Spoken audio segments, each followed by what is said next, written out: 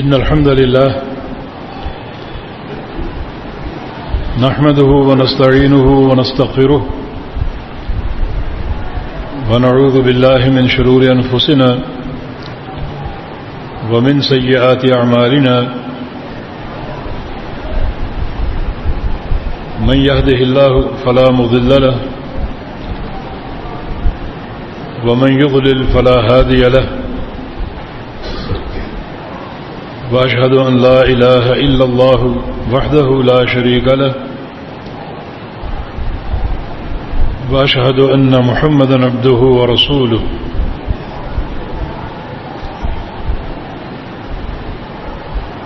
يا أيها الذين آمنوا اتقوا الله حق تقاته ولا تموتن إلا وأنتم مسلمون يا أيها الناس اتقوا ربكم الذي خلقكم من نفس واحدة وخلق منها زوجها وبث منهما رجالا كثيرا ونساء واتقوا الله الذي تساءلون به والأرحام إن الله كان عليكم رقيبا يا أيها الذين آمنوا اتقوا الله وقولوا قولا سديدا يصلح لكم أعمالكم ويغفر لكم ذنوبكم ومن يطع الله ورسوله فقد فاز فوزا عظيما أما بعد فإن أصدق الكلام كلام الله وأحسن الهدي هدي محمد صلى الله تعالى عليه وسلم وشر الأمور محدثاتها وكل محدثة بدعة وكل بدعة ضلالة وكل ضلالة في النار من يطع الله ورسوله فقد رشد واهتدى ومن يعص الله ورسوله فقد ضل وغوى اللهم صل على محمد وعلى آل محمد كما صليت على إبراهيم وعلى آل إبراهيم إنك حميد مجيد اللهم بارك على محمد وعلى آل محمد كما باركت على إبراهيم وعلى آل إبراهيم إنك حميد مجيد سبحانك لا علم لنا إلا ما علمتنا إنك أنت العليم الحكيم رب اشرح لي صدري ويسر لي أمري واحلل عقدة من لساني يفقه قولي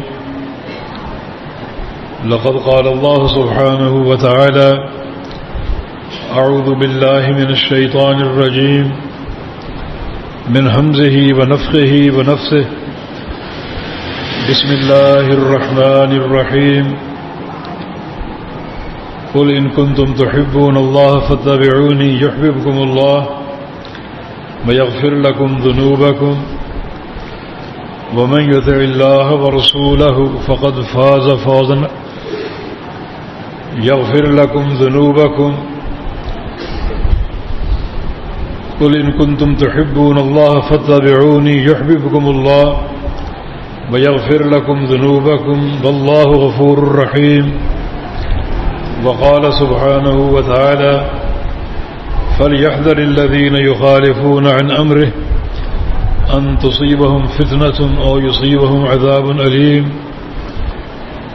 وقال رسول الله صلى الله تعالى عليه وسلم ثلاث من كن فيه وجد بهن حلاوة الإيمان أن يكون الله ورسوله أحب إليه مما سواهما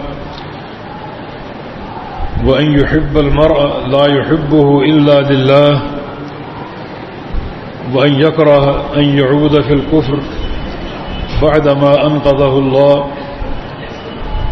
كما يكره أن يقذف في النار أو كما قال صلى الله تعالى عليه وسلم. یہ صحیح بخاری کی حدیث ہے.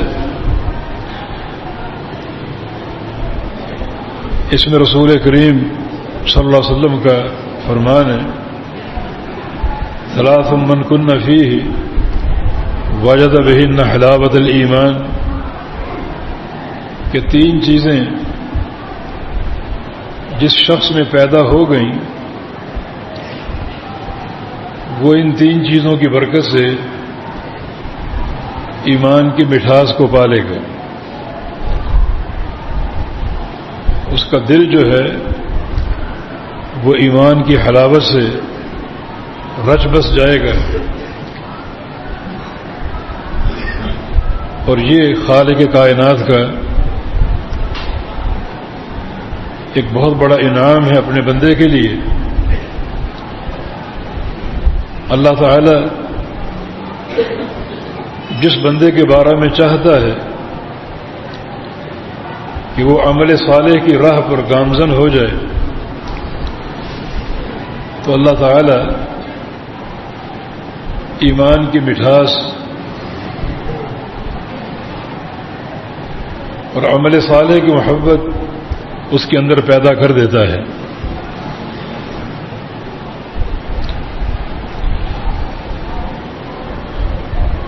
اور وہ مٹھاس جو ہے وہ اسے ہر لمحہ اللہ تعالیٰ کی اطاعت اور عمل صالح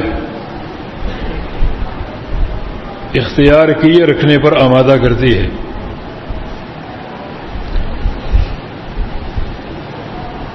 یہ مٹھاس کیسے حاصل ہو؟ 3 چیزیں بیان ہوئی ہیں. ان یکون اللہ ورسولہ احب الیہ مما سواہما، کہ بندے کے نزدیک اللہ تعالی اور اس کا رسول صلی اللہ علیہ وسلم سب سے بڑھ کر محبوب ہو جائیں.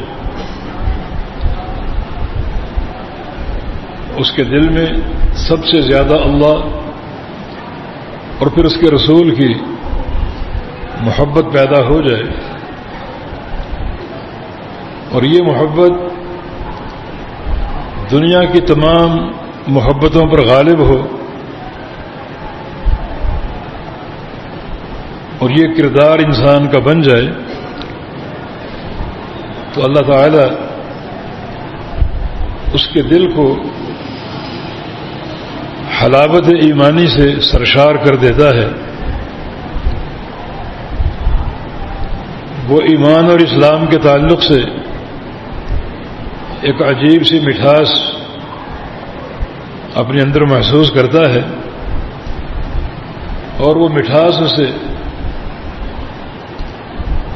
عمل صالح پر آمادہ کرتی رہتی ہے.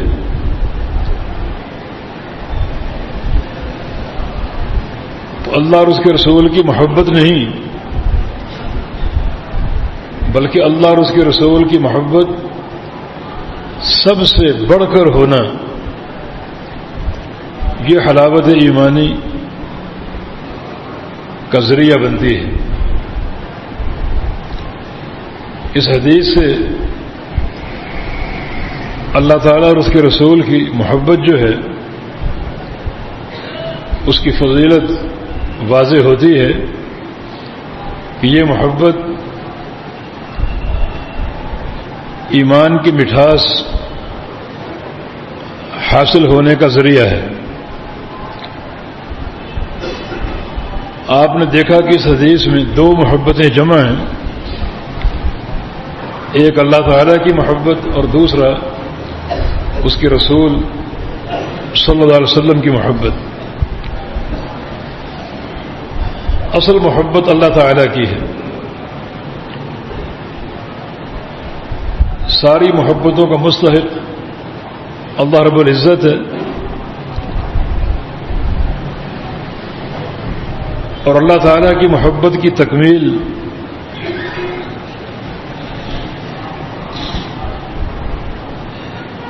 اس چیز میں شامل ہے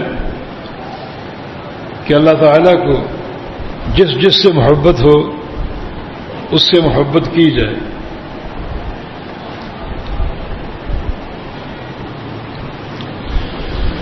اور اس دنیا میں اللہ تعالیٰ کو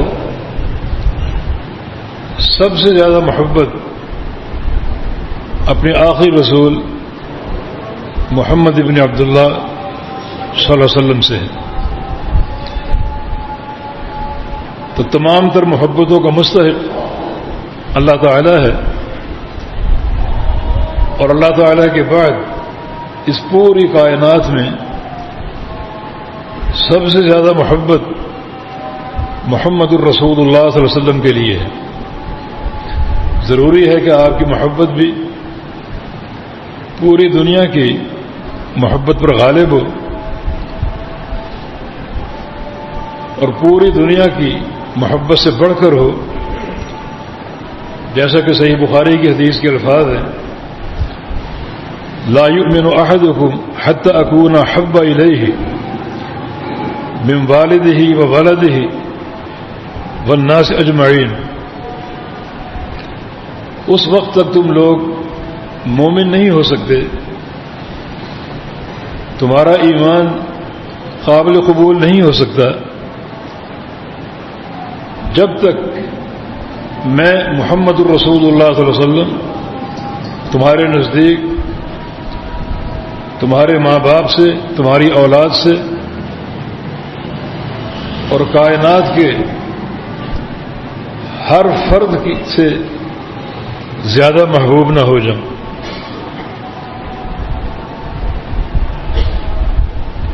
جب تک تمام مخلوقات سے بڑھ کر مجھ سے محبت نہیں کرو گے، اس وقت تک تم مومن نہیں ہو سکتے۔ اور ظاہر ہے کہ ایمان کی سلامتی ہی در حقیقت جنت کے داخلے کی بنیاد ہے۔ لن تدخلوا الجنت حتی تؤمنوا، نبی علیہ السلام کا ارشاد گرامی کہ اس وقت تک تم جنت میں داخل ہو ہی نہیں سکتے جب تک تمہیں ایمان حاصل نہ ہو جائے۔ ایمان کی صحت اور ایمان کی تکمیل ہی در حقیقت جنت کے داخلے کی بنیاد ہے۔ اور یہاں اعتقادی طور پر وہ مسئلہ بیان ہے کہ ایمان کی صحت اور سلامتی نبی علیہ السلام کی محبت میں نہیں، بلکہ سب سے بڑھ کر محبت میں ہے۔ اگر ہمارے دلوں میں نبی علیہ السلام کی اتنی محبت ہو جتنی اپنی اولاد یا ماں باپ سے ہے، تو پھر بھی یہ ایمان قابل قبول نہیں ہے۔ ضروری ہے کہ یہ محبت کائنات کی ہر محبت پر غالب ہو۔ یہ دو محبتیں ہیں، اللہ کی محبت اور اللہ کے رسول کی محبت۔ ان دونوں محبتوں کو اس حدیث میں جمع کر دیا گیا۔ فرق یہی ہے کہ ہر طرح کی محبت کا اللہ تعالی مستحق ہے، اور اللہ تعالیٰ کی محبت کی تکمیل اس بات میں ہے کہ اللہ تعالیٰ کو جس جس شے سے محبت ہے، جس جس شخصیت سے محبت ہے، اس سے محبت کی جائے۔ اللہ تعالیٰ کو جس سے محبت ہو، اگر ہمیں اس سے محبت نہ ہو تو یہ محبت قابل قبول نہیں ہے۔ اور اللہ تعالیٰ کو اس کائنات میں سب سے زیادہ محبت اپنے حبیب اور اپنے رسول محمد صلی اللہ علیہ وسلم سے ہے، بلکہ آپ کو لقب دیا گیا حبیب اللہ کا۔ دو القاب آپ کو حاصل اللہ تعالیٰ کی طرف سے، خلیل اللہ اور حبیب اللہ، جو اللہ رب العزت کی اس محبت کا مظہر ہے۔ اور یہ محبت جو ہے یہ کسی موسم یا وقت کی محتاج نہیں ہے۔ دیکھا یہ گیا ہے کہ ماہ ربیع الاول جو ہی شروع ہوتا ہے ہماری محبتیں جاگ اٹھتی ہیں، اور جس طریقے سے محبت کا اظہار کیا جاتا ہے وہ سراسر شریعت کے منافی ہوتا ہے۔ تو محبت ایک عبادت ہے، اور کوئی عبادت اپنی مرضی سے نہیں ہوگی، جو چیز عبادت ہے اس کی حدود شریعت نے بیان کر دی، ان حدود کے مطابق ہی اللہ تعالیٰ کی عبادت ہوگی، کیونکہ محبت ایک ایسا اعتقادی مسئلہ ہے جس کا بڑا اجر و ثواب ہے۔ دو حدیثیں آپ نے سن لی، ایک یہ کہ اللہ اور اس کے رسول کی محبت جو ہے یہ حلاوت ایمانی حاصل ہونے کا ذریعہ ہے، اور دوسری حدیث اس وقت تک ہمارا ایمان قابل قبول نہیں ہے جب تک اللہ تعالیٰ کے رسول سے ایسی محبت نہ ہو جو ساری محبتوں پر غالب ہو۔ ایک اور حدیث میں نبی علیہ السلام کا فرمان ہے، المرء مع من احب، انسان قیامت کے دن اسی کے ساتھ ہوگا جس کے ساتھ دنیا میں محبت کرتا ہے، یعنی محبت کا غلبہ جس شخصیت کے ساتھ ہوگا اسی کے ساتھ اسی کی رفاقت آپ کو عطا ہو جائے گی۔ اور اگر واقعتاً یہ محبت اللہ تعالیٰ کے پیارے رسول سے ہو جو ہر محبت پر غالب ہو، تو پھر یہ بہت بڑی نعمت کہ جنت اور جنت میں اللہ کے نبی کی رفاقت،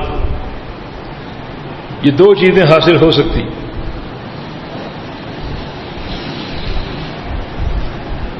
ایک اور حدیث میں اس محبت کو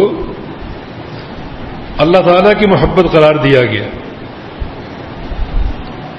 اور یہ مقام صرف ایک ہی شخصیت کو حاصل ہے جس کی محبت اللہ کی محبت ہے، اور وہ شخصیت محمد الرسول اللہ صلی اللہ علیہ وسلم۔ فرمایا کہ اللہ اللہ فی اصحابی لا تتخذوهم غرضا من بعدی، میرے صحابہ کے بارے میں اللہ سے ڈر جاؤ اور انہیں میرے بعد اپنی تنقید کا نشانہ نہ بناؤ، ان کی شخصیتوں پر کیچڑ نہ اچھالو، اپنی زبانیں بند رکھو، انہیں نبی علیہ السلام کی صحبت کا شرف حاصل ہے، اور یہ شرف ایسا ہے جس نے انہیں دنیا کے ہر انسان سے نمایاں کر دیا۔ امام ابو زرع الرازی رحمہ اللہ فرمایا کرتے تھے کہ نبی علیہ السلام کے کسی صحابی پر جرح یا تنقید کرنے والا زندیق ہے، تو فرمایا کہ میرے بعد انہیں اپنی تنقید کا نشانہ نہ بنانا، من احبہم فبحبی احبہم، جس شخص نے میرے صحابہ سے محبت کی تو وہ محبت میری وجہ سے ہے، میری محبت کی بنا پر۔ ومن احبنی فقد احب اللہ، اور جس نے مجھ سے محبت کر لی اس نے اللہ تعالی سے محبت کر لی۔ ومن ابغضہم فببغضی ابغضہم، اور جس شخص نے اپنے دلوں میں یا اپنے دل میں صحابہ کا بغض رکھا وہ بغض میرے بغض کی بنا پر۔ ومن ابغضنی فقد ابغض اللہ، اور جس نے اپنے دل میں میرا بغض رکھا اس نے اللہ کا بغض رکھا۔ اس حدیث کی ترتیب یہ بنتی ہے کہ صحابہ کی محبت رسول اللہ کی محبت ہے، اور رسول اللہ کی محبت اللہ تعالیٰ کی محبت، اور صحابہ کا بغض رسول اللہ کا بغض ہے، اور رسول اللہ کا بغض اللہ تعالیٰ کا بغض ہے صلی اللہ تعالیٰ علیہ وسلم۔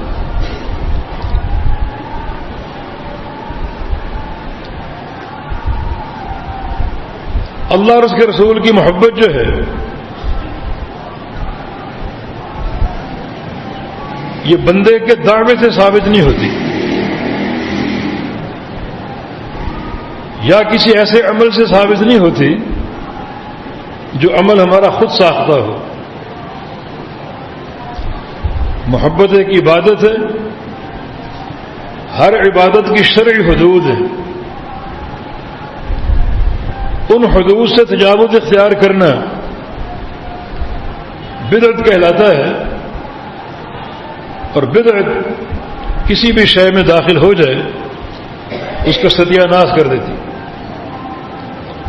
بلکہ وہ انسان سیدھا جہنم کے عذاب کا مستحق ہوتا ہے، نہ اس کی نیکیاں قبول ہوتی ہیں نہ اس کی توبہ قبول ہوتی۔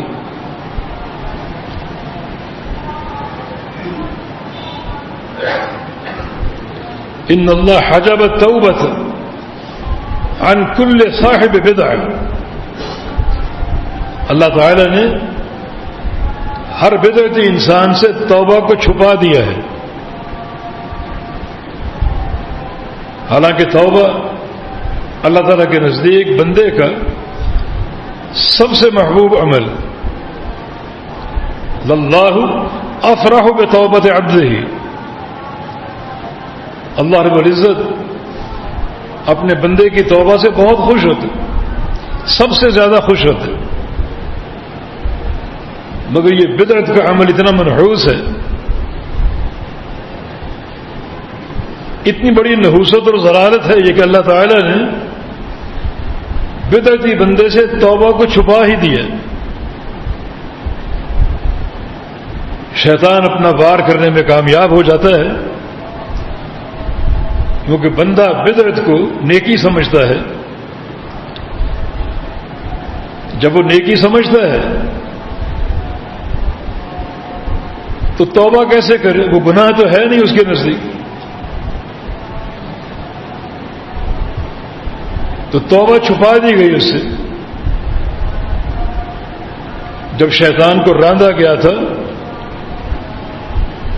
تو اس نے یہ بات کہی تھی کہ میں اپنے جو اعمال ہیں، اپنے وسوسے وہ سجا کر پیش کروں گا، مزین کر کے، ملمع سادی کے ساتھ۔ اس ملمع سادی کو ہم نے دین سمجھ لیا، چنانچہ ملمع شادیاں ہو رہی، چراغاں کا اہتمام، اور اس کو عین محبت قرار دیا جاتا ہے، حالانکہ دین سے یہ باتیں ثابت نہیں، نہ ہی اللہ اور اس کے رسول کی محبت کا کوئی خاص موسم ہے، نہ کوئی خاص دن ہے، اور نہ اس محبت کا اظہار نبی علیہ السلام کی ولادت باسعادت کے ساتھ مربوط ہے۔ ایک اہل الحدیث کا عقیدہ ہر آن ہر گھڑی اللہ اور اس کے رسول کی محبت کا دل میں ہونا فرض ہے، جس کے اظہار کے موقع آتے رہتے ہیں۔ مثلا مسجد سے اذان گونجی، اللہ اکبر اللہ اکبر، دو محبتوں کے تعلق سے آپ کا امتحان شروع ہو گیا، ایک اللہ تعالیٰ کی محبت اور ایک اللہ کے رسول کی محبت صلی اللہ علیہ وسلم۔ اللہ تعالیٰ کی محبت کا امتحان یہ ہے کہ آپ یہ سوچیں کہ میرے رب کا امتحان مجھ پر آ چکا، اس اذان کا تقاضا یہ ہے کہ فوراً اٹھوں، کاروبار ہے تو وہ چھوڑ دوں، کوئی میٹنگ ہے وہ چھوڑ دوں، اور اللہ کے فریضے کو ادا کرنے کے لیے فوراً مسجد میں حاضر ہو جاؤں۔ جس بندے کو یہ سعادت حاصل ہے وہ اللہ تعالیٰ کی محبت میں کامیاب ہے۔ یہ امتحان روزانہ 5 دفعہ اس پر مسلط اور قائم ہے، اور ان 5 مواقع پر اللہ تعالیٰ کی محبت کا امتحان جاری اور قائم ہے۔ کچھ لوگ بار بار گھڑی کو دیکھتے ہیں اور جماعت کے کھڑے ہونے کا انتظار کرتے ہیں، وہ اس محبت میں ناکام ہیں۔ کامیاب وہ ہیں کہ جو اس محبت کا عملی ثبوت پیش کریں۔ یہ محبت دعوے سے ثابت نہیں ہوتی، عملی ثبوت پیش کرنا پڑے گا۔ جیسے دنیا میں آپ کا کوئی محبوب ہو، اس کی خاطر ہر چیز آپ چھوڑ دیتے ہیں، تو اللہ تعالیٰ تو تمام محبتوں کا مالک ہے، اس کی خاطر یہ 5-10 منٹ کی قربانی ممکن نہیں ہے۔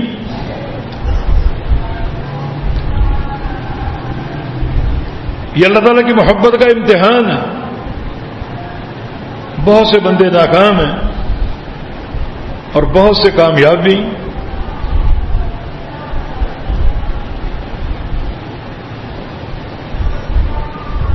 اگر وقت پر مسجد میں پہنچ جائیں، تکبیر تحریمہ پا لیں، صف اول میں جگہ مل جائے، نبی علیہ السلام کی حدیث ہے کہ ان اللہ ملائکتہ یصلون علی الصف الاول، اللہ اور اس کے فرشتے ان نمازیوں پر رحمتیں بھیجتے ہیں، اللہ رحمتیں اتارتا ہے اور فرشتے رحمتوں کی دعائیں کرتے ہیں جو نمازی صف اول میں بیٹھے ہوں۔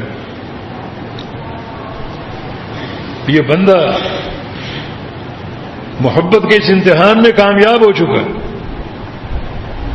یہ اللہ تعالیٰ کی محبت۔ نبی علیہ السلام کا نماز سے محبت کا عالم کیا تھا؟ جعلت قرۃ عینی فی الصلاۃ، کہ نماز تو میری آنکھوں کی ٹھنڈک ہے۔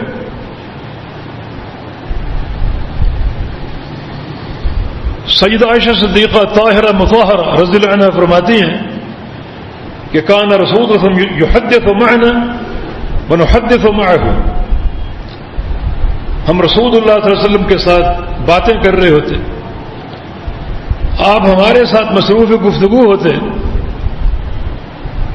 فلما سمع الاذان، جب آپ اذان سنتے تو قام، فوراً کھڑے ہو جاتے، کأنہ لا یعرفنا، گویا آپ ہمیں پہچانتے ہی نہیں۔ اذان سن کر آپ کی کیفیت یہ ہوتی کہ گویا آپ ہمیں پہچانتے ہی نہیں۔ یہ ہے اللہ تعالیٰ کی محبت کی شدت۔ اہل و عیال، کام کاروبار، ہر چیز کو چھوڑ دینا، تو پھر یہ دلیل ہوگا کہ اللہ تعالیٰ کی محبت تمام محبتوں پر غالب ہے۔ اور یہ امتحان روزانہ بار بار ایک انسان کے سامنے آتا ہے، تو اس محبت کی صداقت کو ثابت کرنے کے لیے یہ عملی ثبوت پیش کرو۔ یہ عملی در حقیقت اللہ تعالیٰ کی محبت کی دلیل ہے۔ یہ محبت دعوے سے ثابت نہیں ہوتی۔ ایک انسان کا یہ کہہ دینا کہ اللہ تعالیٰ سے مجھے محبت ہے، اتنا کافی نہیں ہے۔ عملی میدان میں آؤ۔ امتحان ہی سے ایک انسان واضح ہوتا ہے کہ وہ عزتوں کا مستحق ہے یا ذلتوں کا مستحق ہے۔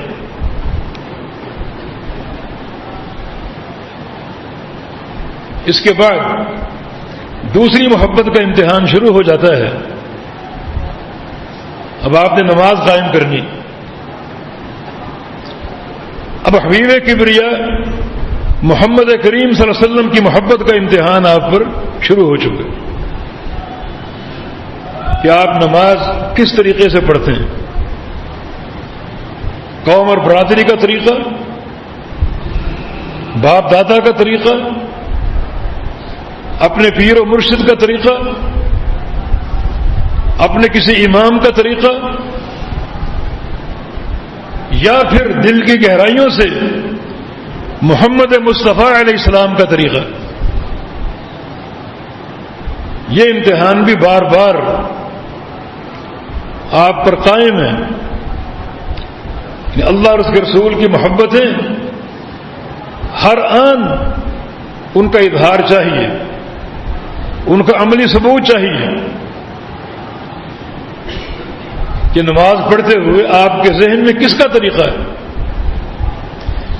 جو ہم نے گروہ اور مسالک بنا رکھے ہیں وہ آپ کے ذہن میں ہیں، جو قوم برادری آپ کے ذہن میں ہے، باپ کی نماز آپ کے ذہن میں ہے، یا محمد الرسول اللہ صلی اللہ علیہ وسلم کی نماز. یہ محبت کا عملی امتحان ہے. تو ہر وہ موقع جو اللہ کی اطاعت کا ہو، اس میں یہ دو امتحان ہمیشہ آپ پر قائم ہیں. حج کرنے جائیں، عمرہ کرنے جائیں، جہاد کے لیے جائیں، رمضان کا مہینہ آ جائے، زکوٰۃ کی ادائیگی کا وقت آ جائے، انسان گھر میں ہے، بازار میں ہے، سفر میں ہے، حضر میں ہے، اللہ تعالیٰ کے احکام ہر مقام پر موجود ہیں. یہ دونوں محبتیں ہر لمحہ پرکھی جا رہی ہیں، آپ چیک کیے جا رہے ہیں. اللہ تعالیٰ کی محبت کا عالم کیا ہے اور اللہ کے رسول کی محبت کا عالم کیا ہے. نبی علیہ السلام کا یہ مقام ایسا ہے کہ دنیا کا کوئی انسان اس میں شریک نہیں ہو سکتا. بسم اللہ الرحمن الرحیم. الم نشرح لك صدرك ووضعنا عنك وزرك الذي انقض ظهرك ورفعنا لك ذكرك. اے حبیب، ہم نے آپ کے ذکر کو اونچا کر دیا، آپ کا ذکر بلند کر دیا، جس کا معنی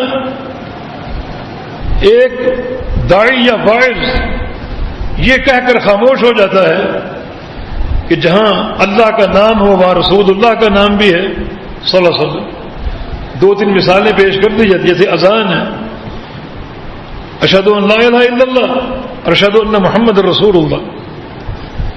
جیسے کلمہ طیبہ لا الہ الا اللہ محمد الرسول اللہ. تو اللہ کے نام کے ساتھ اللہ کے رسول کے نام کی گونج ہے. یہ چند مثالیں دے کر بات ختم کر دی جاتی، لیکن ایک عہد الحدیث وہ اس سے آگے بڑھتا ہے اور اللہ کے پیارے پیغمبر کے نام نامی کو، آپ کے نام مبارک کو ہر مرحلے پر اللہ کے نام کے ساتھ جوڑتے. اذان ہوئی، نماز کا وقت آ گیا. نماز کس کے لیے؟ اللہ تعالیٰ کے لیے. نماز کس طریقے سے؟ رسول اللہ کا طریقہ صلی اللہ علیہ وسلم. حج کے لیے کیا؟ حج کس کے لیے؟ اللہ کے لیے. طریقہ حج رسول اللہ صلی اللہ علیہ وسلم کا طریقہ. عمرہ اللہ کے لیے. کیسے؟ جیسے اللہ کے پیغمبر نے کیا. زکوٰۃ ہے، رمضان کے روزے ہیں، یہ ساری عبادات اللہ کے لیے ہیں، لیکن طریقہ محمد الرسول اللہ صلی اللہ علیہ وسلم. ورفعنا لك ذکرک، ہم نے آپ کے ذکر کو بلند کر دیا، اونچا کر دیا. ہر لحظہ اللہ کے نام کے ساتھ اللہ کے حبیب کا نام مربوط اور منسلک ہے. محبت کی یہ شدت آپ کو جماعت اہل حدیث میں ملے گی کہ اللہ تعالیٰ کے نام کے ساتھ ہمیشہ اللہ کے پیارے پیغمبر کا نام جڑا ہوا ہے. ورنہ دیگر مسالک میں اگر نماز اللہ کے لیے ہے، یہ عقیدہ ہو بھی، تو طریقہ ہمارے امام کا، طریقہ ہمارے پیر و مرشد کا، طریقہ ہماری قوم برادری کا، تو اللہ کے حبیب کا نام کہاں گیا؟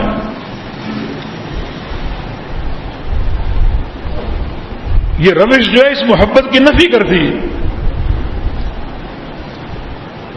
تو عرض کر رہا ہوں کہ نبی علیہ السلام کی محبت جو ہے وہ کسی مہینے یا موسم کے محتاج نہیں ہے کہ جناب ربیع الاول آ گیا ذکر حبیب شروع ہو گیا. اور محبت کا اظہار بھی ایسے طریقوں سے جن کی شریعت تائید نہیں کرتی. جو طریقے ہم نے اپنا رکھے ہیں چند سوالوں کے جواب تیار کرنے پڑیں گے. یہ طریقے جو ہیں اطاعت ہیں یا نافرمانی؟ ان کو اطاعت کہو گے یا معصیت کہو گے؟ اگر معصیت کہو گے تو بات ختم ہو گئی، معاملہ ختم ہو گیا یہیں پر. اور اگر اطاعت کہو گے تو اس اطاعت کا اللہ کے حبیب کو علم تھا یا نہیں؟ اگر علم نہیں تھا تو دین کے کسی مسئلے کا اللہ کے حبیب کو علم نہ ہو یہ عقیدہ کفر ہے.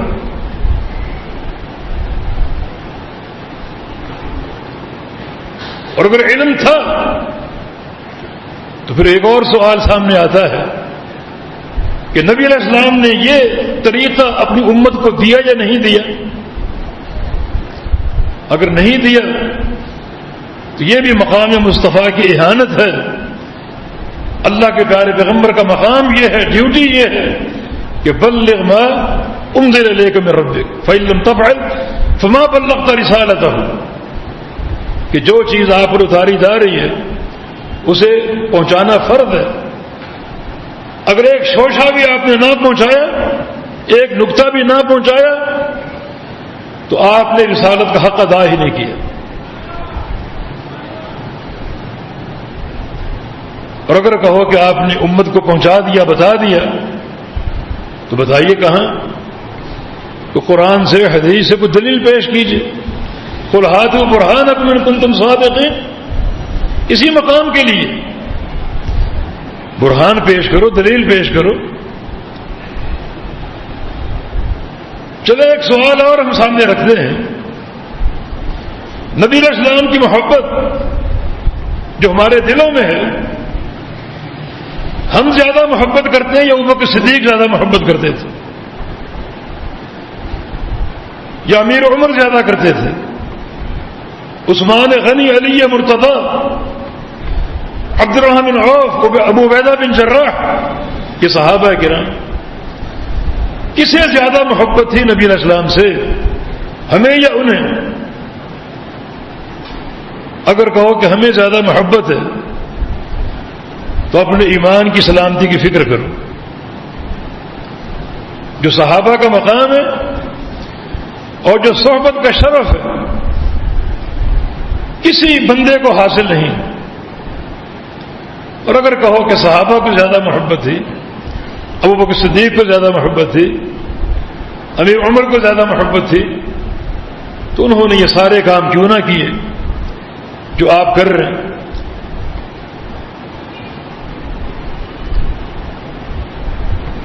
نتیجہ بالکل واضح ہے. یہ سارے امور جو ہیں در حقیقت دین سے، شریعت سے ثابت نہیں. اور دین اسلام میں محبت کی جو تفسیر اور تعبیر ہے وہ اطاعت کے ساتھ ہے. اطاعت اور محبت آپس میں لازم ملزوم. محبت اطاعت کے بغیر قابل قبول نہیں، اور اطاعت محبت کے بغیر قابل قبول نہیں. آپ کے دلوں میں نبی علیہ السلام کی محبت بھی ہو انتہائی شدت کے ساتھ، اور اطاعت کا جذبہ بھی ہو انتہائی شدت کے ساتھ. دونوں لازم ملزوم ہیں، اور ایک کے بغیر دوسری چیز ناقص ہے اور ناقابل قبول. لیکن صدق محبت جو ہے وہ صدق اطاعت کے ساتھ. نبی علیہ السلام کی اطاعت کے تعلق سے تین چیزیں پیدا کر لو. ایک آپ کے فرامین کو ماننا، اس کو اطاعت کہا جاتا ہے۔ یا ایھا الذین آمنوا اطیعوا اللہ واطیعوا الرسول ولا تبطلوا اعمالکم، ایمان والو اللہ اور اس کے رسول کی اطاعت کر لو اور اپنے اعمال کو برباد نہ کرو۔ بڑی دو ٹوک بات ہے، اللہ اور اس کے رسول کی اطاعت کرو گے تو اعمال قابل قبول ہیں، محفوظ ہیں، اطاعت نہیں کرو گے اعمال برباد ہیں، یہ آپ کا حق ہے، یہ حق بنوانے کے لیے آپ آئے۔ اللہ اپنے انبیاء کو بھیج دے اس حق کے ساتھ کہ میرے نبی کی اطاعت کی جائے، میرے نبی کی اطاعت کا سکہ بجے۔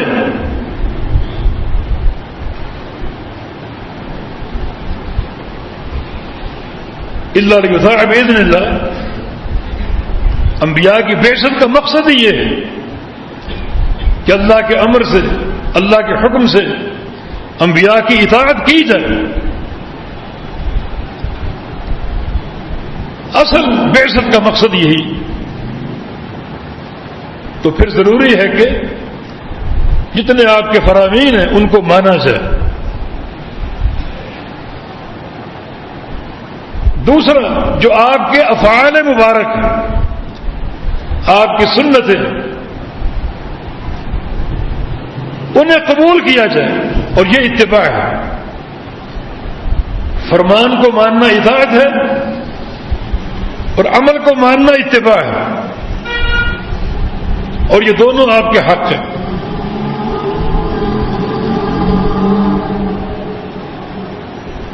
اور تیسری چیز یہ ہے کہ چونکہ اس کائنات میں کروڑہ انسان بستے ہیں تو آپس میں اختلاف ممکن ہے۔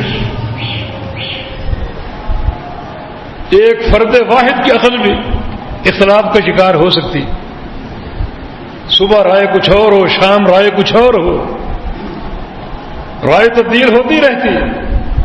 حالانکہ ایک عقل ہے، ایک عقل اختلاف کا شکار ہو سکتی ہے، اور جہاں کروڑہ عقلیں ہوں وہاں اختلاف کیوں نہ ہوگا؟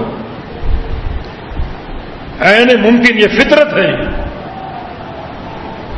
اس فطری مسئلے پر اللہ تعالی نے ایک شخصیت کو بٹھا دیا اور قائم کر دیا، اور وہ محمد الرسول اللہ صلی اللہ علیہ وسلم۔ جو ہی اختلاف ہو اس کا حل صرف ایک ہی شخصیت سے طلب کرو، اور وہ شخصیت محمد مصطفیٰ علیہ السلام کی شخصیت، یہ آپ کا حق ہے۔ فلا وربک لا یؤمنون حتی یحکموک فیما شجر بینہم ثم لا یجدوا فی انفسہم حرجا مما قضیت ویسلموا تسلیما۔ لوگوں کو بتا دو اس وقت تک تم مومن ہو ہی نہیں سکتے جب تک اپنے اختلافات میں، تنازعات میں آپ کو حاکم نہ مانیں اور آپ سے فیصلہ نہ کروائیں اور اس فیصلے کو قبول نہ کر لیں، اور جب قبول کریں تو دل میں کوئی خلجان نہ ہو۔ یہ چار چیزیں، تمہارا ایمان، ایمان کی سلامتی ان چار امور پر قائم۔ اختلاف ہو جائے، کیا آپ کا عقیدہ ہونا چاہیے کہ اس کا حل ایک ہی شخصیت کرے گی، اور امام الانبیاء محمد مصطفیٰ علیہ السلام۔ کوئی امام، کوئی فقیہ، کوئی مجتہد نہیں، یہ آپ کا عقیدہ کہ حاکم اور فیصل اللہ کا رسول ہے۔ یہ پہلا مرحلہ۔ اگر آپ کو حاکم اور فیصل نہیں مانتے اپنے اختلافات میں تو آپ کا ایمان قابل قبول نہیں ہے، اور اگر حاکم اور فیصل مان لیا تو اب کا ایمان قابل قبول ہوگا نہیں۔ دوسرا مرحلہ کہ عملاً آپ سے فیصلہ کراؤ بھی، خالی حاکم ماننا کافی نہیں ہے، بلکہ عملاً اپنے اختلاف کا فیصلہ اللہ کے نبی سے کراؤ۔ دو مرحلے ہو گئے، چلے حاکم بھی مان لیا، فیصلہ بھی آپ سے کروا لیا، اب تو مومن ہو گئے؟ نہیں، تیسرا مرحلہ آپ کے فیصلے کو قبول کر لو۔ آپ اگر حیات ہیں تو آپ کی ذات مبارکہ تمہارا مرجع ہوگی، جو فیصلہ فرما دے اسے قبول کر لو، اور آپ کے بعد آپ کی احادیث ہیں، آپ کی سنن مبارکہ ہیں، ان احادیث پر سنتوں پر اس اختلاف کو پیش کرو، اور جو قول آپ کی کسی حدیث کے مطابق ہے اسے قبول کر لو۔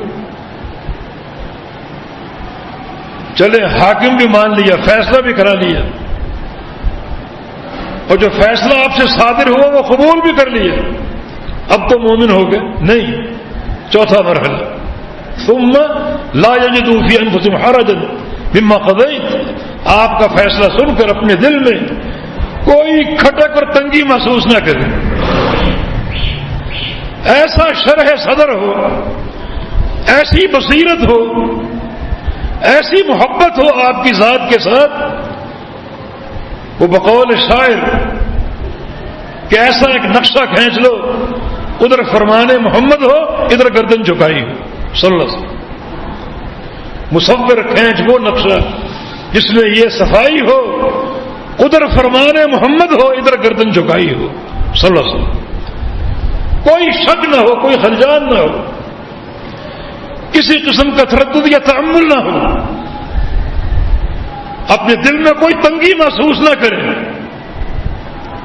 یہ چار چیزیں اگر ہوگی اور یہ چاروں اللہ کے پیغمبر کا حق ہے تو یہ ہے ایمان کی سلامتی اور محبت کی صداقت۔ اور آج ہر مسئلے میں اختلاف ہے، اور امت حقیقی حل کی طرف نہیں آ رہی۔ اس امت کے جو امراض ہیں، جو بیماریاں ہیں اس امت کی ناکامی کے لیے، اگر وہ جمع کی جائیں تو حاصل ایک ہی سامنے آتا ہے، اور وہ ہے امت کا اختلاف، توحید میں اختلاف، عمل میں اختلاف، عقیدے میں اختلاف، اللہ تعالیٰ کی ذات میں اختلاف۔ حل کی صورت کیا ہے؟ آپ نے سن لی کہ اس کو پیش کر دو امام الانبیاء پر صلی اللہ علیہ وسلم۔ آپ زندہ ہیں تو آپ کے سامنے اس کو رکھو اور حل کراؤ، اور آپ کی وفات کے بعد آپ کی سیرت طیبہ موجود ہے، حدیث مبارکہ موجود ہیں، ان پر پیش کر دو، اور جو فیصلہ صادر ہو آپ کے دربار سے اسے قبول کر دو، اور قبول بھی ایسا کرو کہ دل میں کوئی خلجان محسوس نہ ہو، کوئی تنگی اور کھٹک نہ ہو۔ یہ ہے ایمان کی سلامتی اور محبت کا صدق،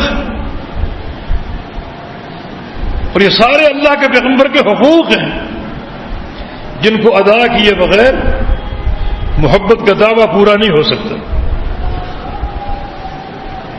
تو ہمارے اس محبت کے تعلق سے عقیدے کا خلاصہ یہ ہے، اصل محبت اللہ کے لیے ہے، اور اللہ تعالیٰ کی محبت کی تکمیل کی صورت یہ ہے کہ اللہ تعالیٰ کو جس جس شے سے، جس جس انسان سے محبت ہے آپ اس سے محبت کریں، اور ہمارا عقیدہ کہ سب سے زیادہ محبت اللہ تعالیٰ کی حبیب کبریا محمد مصطفیٰ علیہ السلام سے، لہذا اس پوری کائنات میں اللہ تعالیٰ کی محبت کے بعد اللہ کے حبیب کی محبت ہے، رسول کریم صلی اللہ علیہ وسلم کی محبت، اور محبت کی صداقت جو ہے اس کے امور آپ نے سن لیے کہ یہ محبت اطاعت کے ساتھ مقرون ہے، جڑی ہوئی ہے، اطاعت کے ساتھ مربوط ہے۔ محبت اگر اطاعت سے خالی ہے تو قابل قبول نہیں ہے، اور اطاعت اگر محبت سے خالی ہے تو وہ بھی قابل قبول نہیں۔ نبی علیہ السلام کے حقوق کا خیال رکھا جائے، ان حقوق کا تحفظ کیا جائے، ان حقوق کا تحفظ در حقیقت آپ کی محبت کی صداقت کی دلیل ہے. اور یہ تحفظ اگر کرنے میں کامیاب ہو جائیں تو اللہ تعالیٰ کی طرف سے آسانیاں آئیں گی، رحمتیں اتریں گی، برکتوں کا نزول ہوگا. نبی علیہ السلام کی ایک حدیث بھی ہے، احفظ اللہ یحفظک احفظ اللہ تجد تجاہک. تم اللہ تعالیٰ کے جو بھی حقوق ہیں اور جو بھی حدود ہیں ان کی حفاظت کرو، اللہ آپ کی حفاظت کرے گا. تم ان کی حفاظت کرو، ہمیشہ اللہ کو اپنے سامنے پاؤ گے. تو آپ کی حفاظت سے کیا مراد ہے؟ آپ کی جانوں کی حفاظت، آپ کے اہل کی حفاظت، آپ کے بچوں کی حفاظت، آپ کے مال کی حفاظت، آپ کی تجارتوں کی حفاظت،